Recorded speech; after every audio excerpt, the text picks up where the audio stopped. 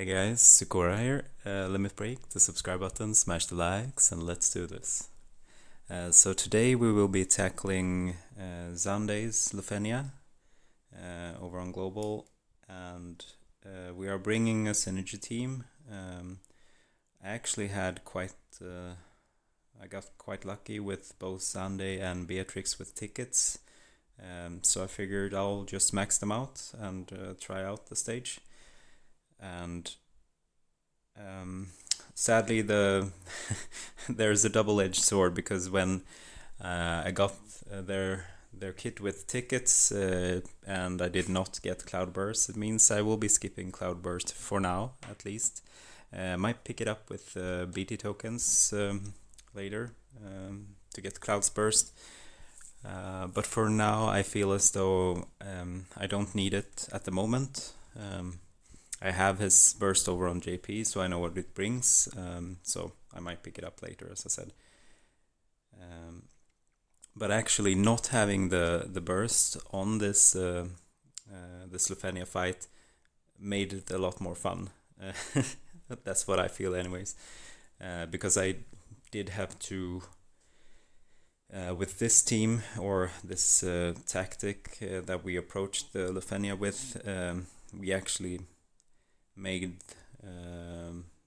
the boss takes a few turns, and we need to prepare for every time they take turns, because because they can hurt. They do the flamethrower. We're not going to talk about the first wave because that is done, and yeah, it's just fodder. So now we start with the second stage, which is the stage that matters, basically. So the cornerstones of this tactic, or this composition, is basically we have a few things that will keep us safe. So for example, bringing Rude's call ability is great, because that will give the team HP buffer that will essentially make you survive one round of double flamethrower. So if one enemy does flamethrower and you have the Rude call ability up, then that absorbs that one, and then when the second one it just takes just like half your damage or half your HP or anything like that, so you can just heal up. The second part, or in essentially the first part, since you're seeing it on screen, is that we brought an Amidatelion friend and a summon. This is just to give us a lot of breathing room at the start of the fight. Why this is important is because it gives us time to set up everything to be able to survive the bosses later on. Because that when we come to the third part of the tactic of this fight is basically using Beatrix, and Beatrix, no HP taken her. After she does the climb hazard, her HP plus turns into the knight thingy.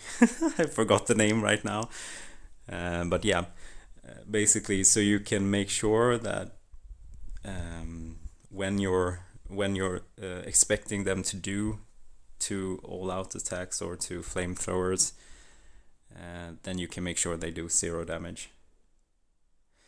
So for this, we have now, what we have prepared is making sure that they don't overwhelm us at start, and then using an Amidatelion friend at the start of the wave to give us breathing room, having a Rude call ability, if you have it, just to give you that extra buffer to survive one when you can't get the climb hazard or the 0 HP setup with Beatrix.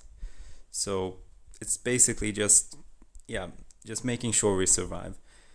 And as for the shields, we make sure that we are prepared when they do summon the shields and make it as less frequent as we can. But yeah, when it happens, we just use either Cloud's EX, which shaves quite a lot, or we use Xande's abilities that also shaves quite hard.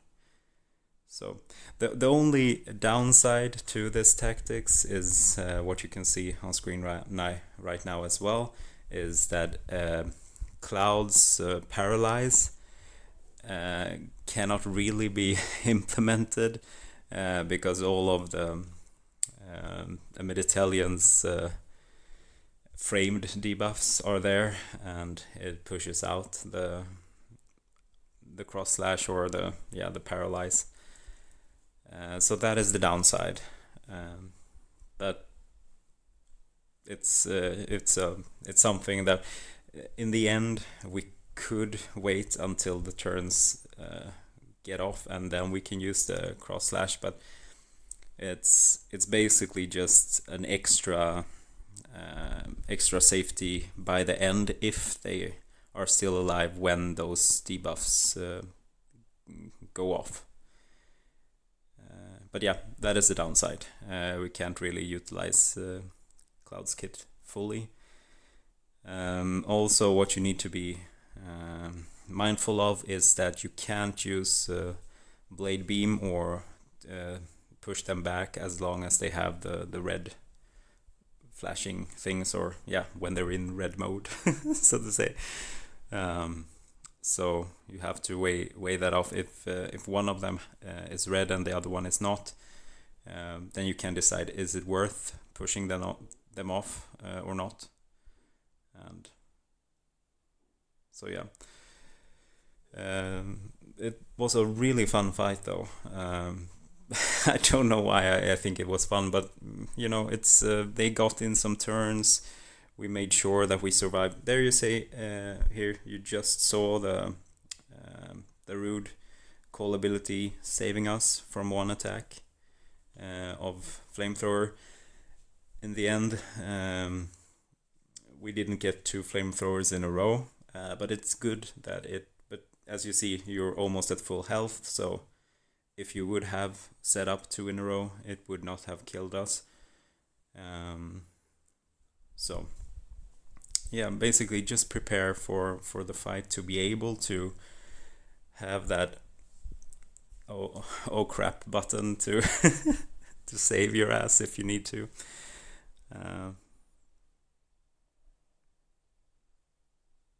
But yeah, we're shaping up quite good here. And as I said, it feels weird to use the the cross slash when you know the paralyze won't hit, but that's okay. The MVP here is also Xande's LD, because it re-breaks, or so it is one of the few delays we have in this fight. But other than that, just make sure, like if you see here, now we know that they will do 0 damage. Just make sure that if let's say they got some brave here, make sure you only break A, so they don't go after Beatrix. We need them before, so make sure to break so they don't change the order on the turn order. So that is also something to be mindful of. But yeah, other than that, just be mindful of the turn count. Be mindful of how you're lining up Beatrix, because if you're using her, make sure that you're not using her HP 0 HP ability in vain. So make sure that after you have used it, she is after the bosses or the enemies in the turn. And also take into account any delays or re-breaks or breaks that you are going to use moving forward until it is her turn. Just to make sure that you don't accidentally push them off, or just to not have wasted it, basically.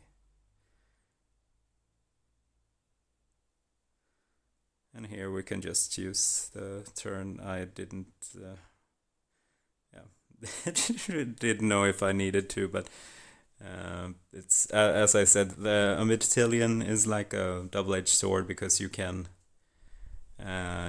get great breathing room with the deleting turns, but the frame debuffs can really impede your plans for the fight. Oh, here we are at the end. We took some damage. We're just making sure that we don't take enough damage to worry. And now we're at the end.